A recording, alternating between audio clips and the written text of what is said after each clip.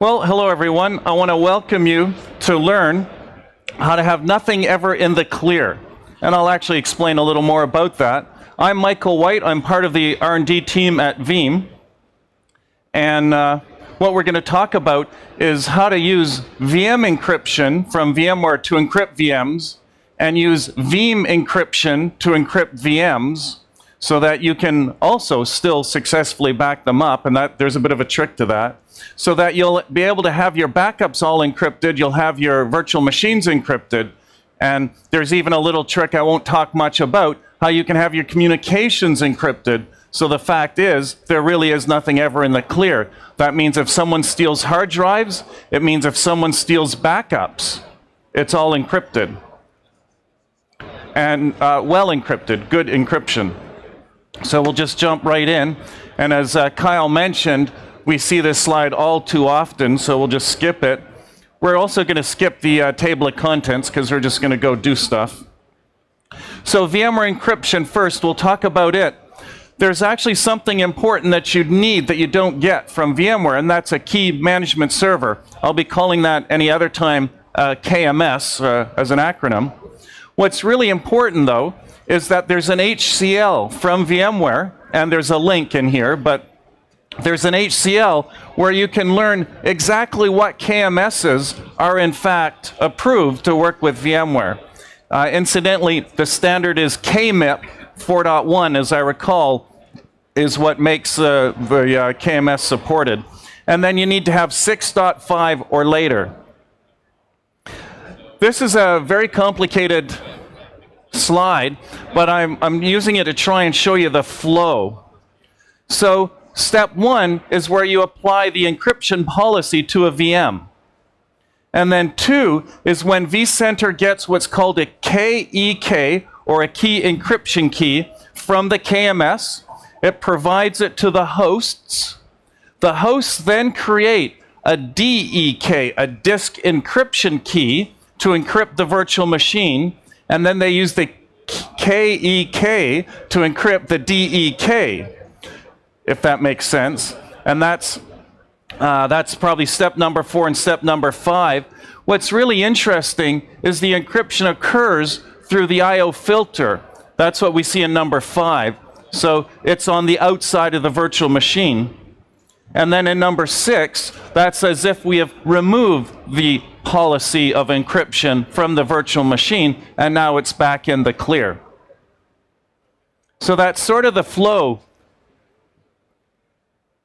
In my white paper, there's quite a few words around that to help. And even in the deck, in the notes section, there's all the different steps with extra information. We're jumping right into how you can really hurt yourself first. And it's true. Someone told me not to do it, and I thought I should try and see what happens. But anyways, you don't ever want to encrypt your VCSA or your PSCs. That's serious. That's technical. Don't do it. Now, the third point here is about don't encrypt anything that doesn't really need to be. Now, you might actually have a policy. I know several agencies in my country and yours. Wait, I'm in Spain, so I can't quite say that. There's too many different countries here. But where everything has to be encrypted. And if you have that policy, that's fine. But in point of fact, if you're just a normal company that you want to be more secure, then you shouldn't encrypt everything because there's a cost to doing that. You have to turn the virtual machines on to encrypt, off to encrypt them or decrypt them.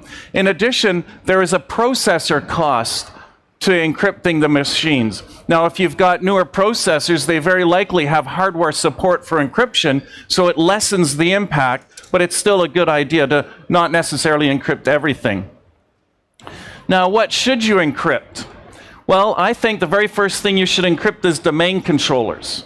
I used to be a security guy, and one of the first things that I would steal from the customer as part of a security penetration test is actually a domain controller or a backup of the domain controller. Because the amount of information that's in a domain controller is very enabling for bad guys. So domain controllers get encrypted, and then anything with intellectual property or patient information or secret sauces, all of those things should be encrypted. But that's really your decision.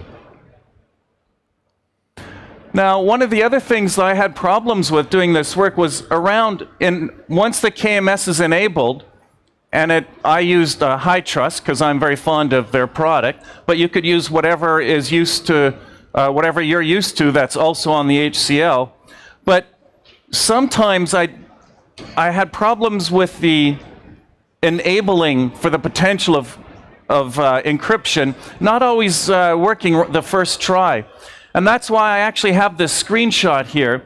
You can actually see 3 green check marks. That's what you actually have to watch for. And if in point of fact there's no check marks, then you're not going to get encryption. And the first thing you do is actually refresh, and you very likely will see them. But you need to make sure that you do see them. And this is, by the way, just the vSphere web client. We're looking at the virtual center, and we're in that view that you see there, key management servers. Now, when you encrypt your first VM, you turn the virtual machine off, and you right-click, and this is a menu that probably many of you've seen. You just edit the storage policies, and you select the one that is VMware VM Encryption. And then you turn the machine back on, and then it takes a few moments or a few minutes, and it'll be encrypted. Now, what I like to do, because in my test and when I was writing a paper, I was trying to make it as realistic as possible. So I first encrypted one VM to make sure everything was okay, but then I wanted to do a bunch of virtual machines. And that's what this picture is here. I've highlighted, it looks like 4 VMs, and I've right-clicked on them, and I'm able to change the storage policy to encryption. And of course, they're all turned off, and once I've applied the policy, then you turn them on, and they get encrypted. And you can absolutely see a difference in how long it takes to encrypt based on the machine. If you have I had some Linux machines, and they encrypted very fast because their footprint was very small. I had some other machines that had a lot of backups and other things on them. In other words, their footprint was bigger, and that took a little longer. Now, how do you confirm that your encryption has actually worked? We can actually see here on the bottom right that we are using the VM encryption policy, and our compliance is a check mark. We are compliant. So that means encryption has, in fact, worked on that machine. In my white paper on this subject, I actually put in a bunch of other ways you can check. One that's sort of interesting is if you look at the VMX file, you can look inside it and actually see indications that will tell you that the virtual machine is, in fact, encrypted. When I had a lot of virtual machines encrypted, I like to check them all because I'm suspicious and a little paranoid. So there's a column that you can add in your virtual machine list. And we can see it's just titled encryption. It's a little hard to see. But on that last column in the screenshot, we can see no's and we can see yeses. And what I actually did there, I think, is I clicked on the column header so the yeses and the no's would be sorted together. What we're going to talk... Oh, I should actually say, because of Luke being in the audience here, that I showed you all the UI on how to get your virtual machines encrypted. There's very nice Power CLI commandlets that will do the same thing. You still have to have your virtual machines off, but you can use those commandlets to actually do all the configuration. What we're looking at here is a really important screenshot. This is a Veeam screenshot that in the bottom there we can have a little checkbox to say we want our backups to be encrypted from that point onward. But the very important thing that we see here, I hope you can see it, there's a green check mark in the bottom. What that's actually telling you is that the Enterprise Manager is installed and configured, and loss prevention has been configured. What that means is when you encrypt with Veeam and you lose your password, somebody else potentially can unencrypt that backup for you. It's a 2-key system. If there's no green check mark, it's a single key system and you hold it. So it's just something to be aware of. And how do we tell if Veeam is encrypting its jobs? I have the nice little red check mark there that lets you know in the log or in the UI that it in fact is encrypting. But again, I'll mention it's from that point in time forward.